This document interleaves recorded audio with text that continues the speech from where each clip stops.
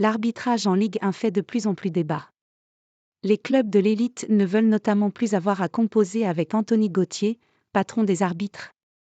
Depuis quelques mois maintenant, les erreurs se multiplient en Ligue 1. Que ce soit au niveau des arbitres sur le terrain ou de la VAR, les décisions sont lentes et souvent mauvaises. Pourtant, Anthony Gauthier, patron des arbitres, avait promis du changement et beaucoup plus d'efficacité et de fluidité dans les prises de décision. Face à cette situation, 17 clubs de Ligue 1 ont décidé d'agir en demandant vendredi via un communiqué le départ du directeur technique de l'arbitrage, note de la rédaction, Marc Keller n'étant pas présent lors de cette réunion ayant abouti à ce communiqué, Strasbourg n'est pas signataire. Selon eux, le dialogue et la confiance étaient définitivement rompus, et l'heure est désormais venue de prendre des sanctions très fortes. C'est désormais l'escalade entre les deux camps. Une relation rompue entre la L1 et les arbitres. L'arbitrage de notre Ligue 1 ne semble pas aujourd'hui au niveau des enjeux, comme l'illustrent les nombreuses erreurs et polémiques, chaque week-end, sur la quasi-totalité des pelouses de Ligue 1.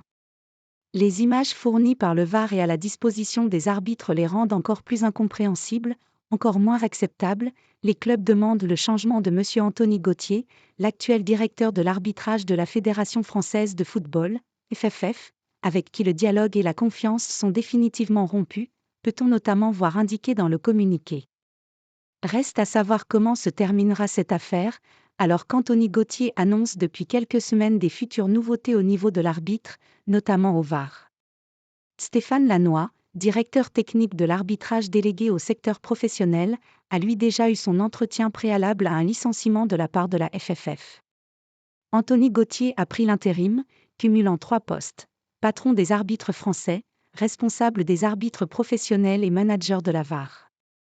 Pas certain que cela s'avère très efficace, du moins aux yeux des clubs de Ligue 1, qui ont décidé de faire entendre leur voix, d'autant plus que ce sont eux qui paient les arbitres, et plutôt bien.